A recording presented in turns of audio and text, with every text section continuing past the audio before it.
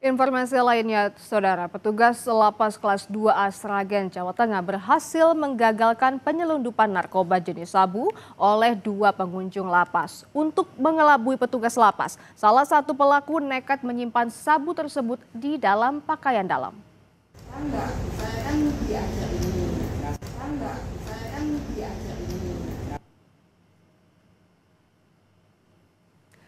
Kedua wanita ini tidak berkutik, Saudara, usai kedapatan membawa narkotika jenis sabu yang disembunyikan di pakaian dalam saat hendak melakukan kunjungan ke lapas. Upaya penyelundupan terungkap saat petugas lapas wanita melihat gelagat mencurigakan dari keduanya ketika diperiksa.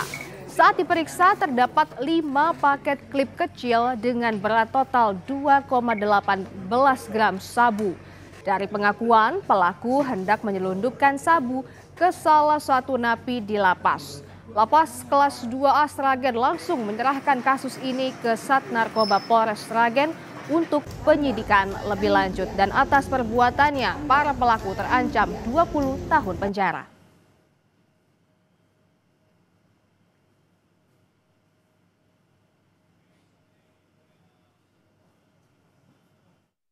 Pada saat digeledah, orang itu mungkin kelihatan gerak-geriknya mencurigakan. Dan kita sama sebetulnya, orang itu mencurigakan atau tidak, pada saat mau masuk ke lapas kami selalu geledah. Tindak lanjuti pendalamannya di Polres ya.